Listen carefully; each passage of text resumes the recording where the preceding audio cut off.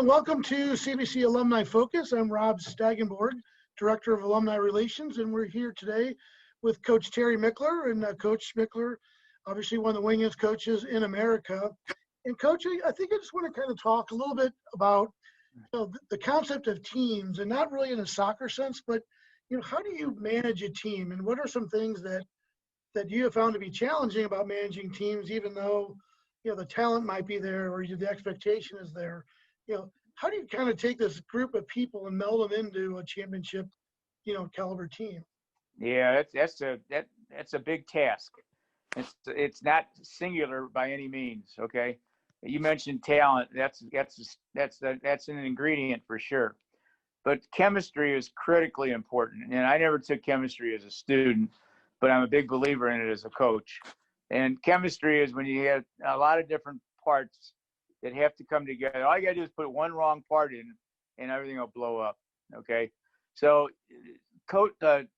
managing, leading a group is so much about man management. You really have to understand your people.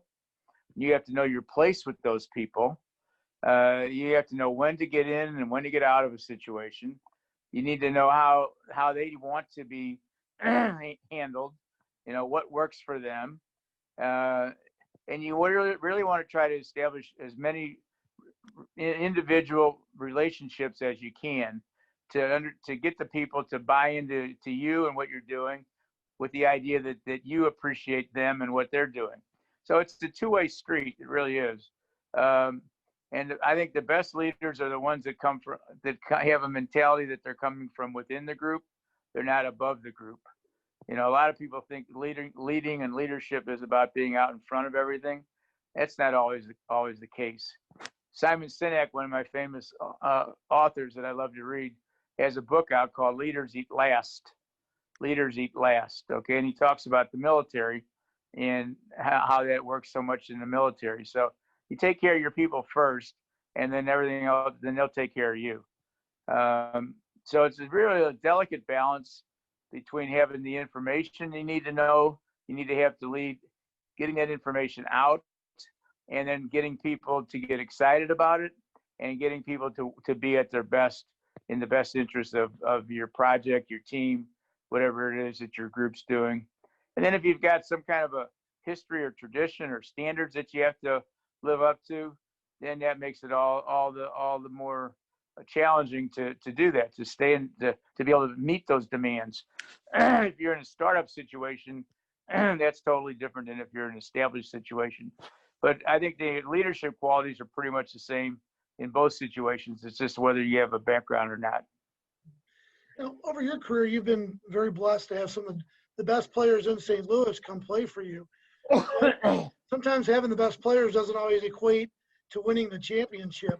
So, how do you kind of explain that sometimes the best talented team doesn't always win? Now, you talked about chemistry, but, how does that all play together, even when you got the talent and everything's going very well? Yeah. Well, there's a saying, talent alone doesn't win, and that's very true. Because sometimes, you know what? You really want to create a situation where the whole is greater than the sum of its parts. So, if you have a 11-man team, you want to play like you got 15 because everybody's doing a little bit more to help the next guy.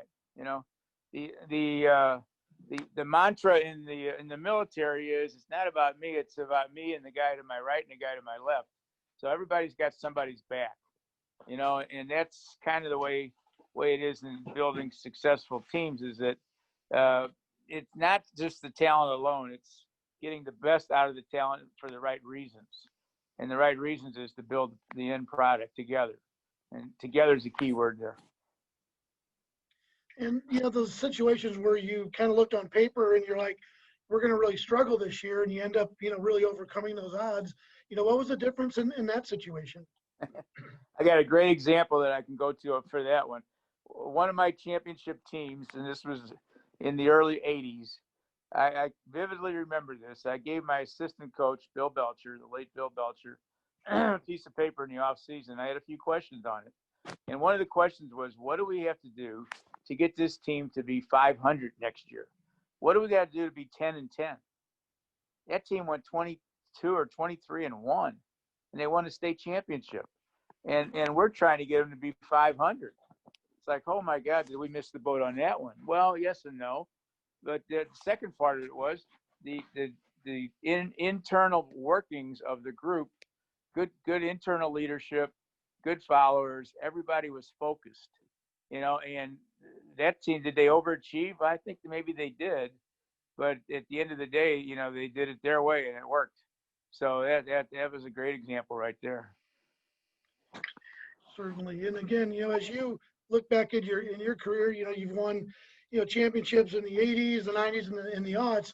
What are the differences between? I mean, each team has its own personality. I'm sure each team has its own sort of nature. But what were some of the commonalities in all those championship teams?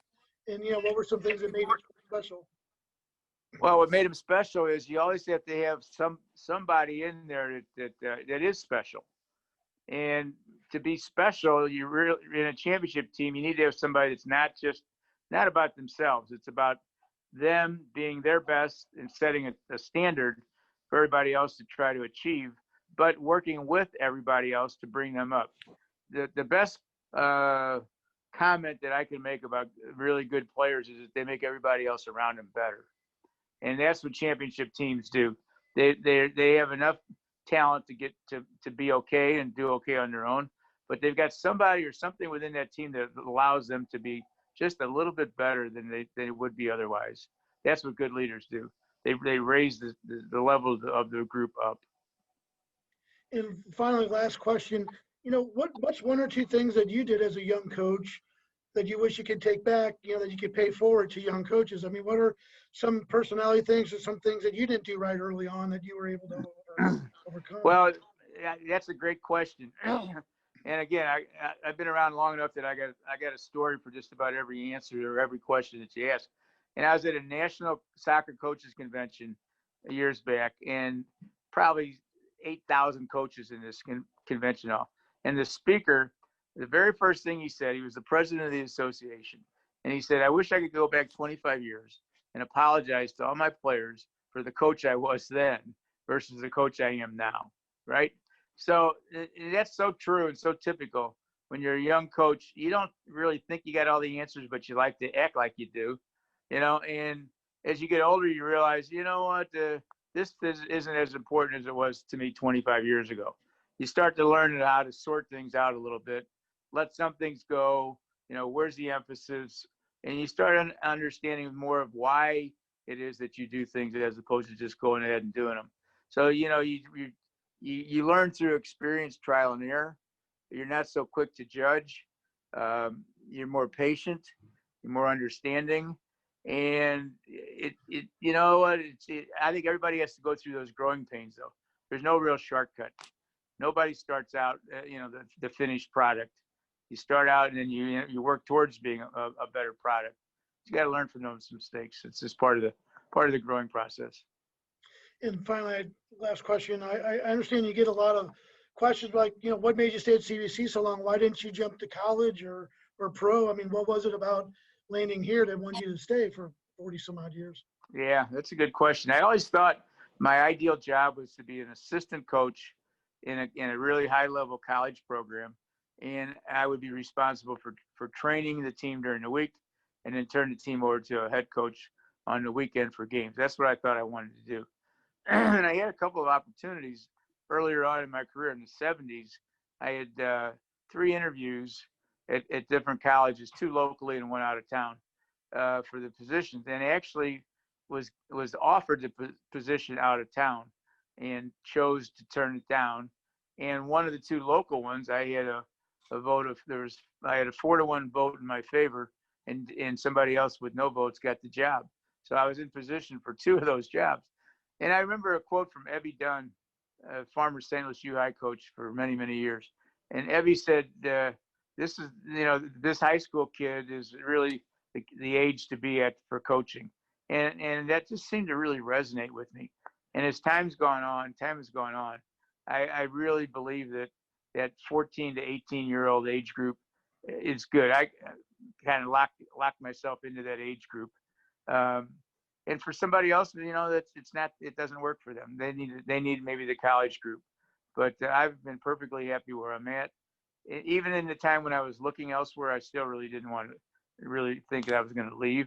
I had to satisfy my curiosity. And then since then, it's like, now I don't even bother. I'm not interested. I'm here to stay. Good. Again, Coach Michler, we appreciate your time. Obviously, a lot of questions about the season and what's going on, but for now, we appreciate your perspective